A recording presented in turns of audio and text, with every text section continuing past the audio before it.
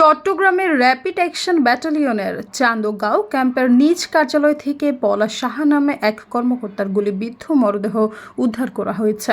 বুধবার দুপুর 12:30টার দিকে নগরের বহদ্দার হাটে অবস্থিত র্যাব 7 এর চান্দগাঁও ক্যাম্পের তৃতীয় তলা থেকে মরদেহটি উদ্ধার করা হয়।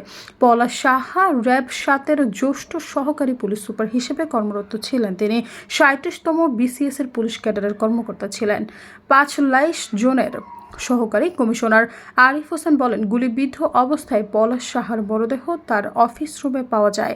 খবর পেয়ে পুলিশ তার মরদেহ উদ্ধার করে। ঘটনাস্থলে তার পরিবারের বিষয়ে লেখা একটি চিরকুট পাওয়া গেছে। আমরা বিষয়টি তদন্ত করছি। চমেক হাসপাতালে পুলিশ ফাঁড়ির সূত্রে জানা গেছে, র্যাব কর্মকর্তার মরদেহ চট্টগ্রাম মেডিকেল কলেজ হাসপাতালের মর্গে রাখা হয়েছে। খবর পেয়ে পলাশ সাহার স্ত্রী হাসপাতালে এসেছেন।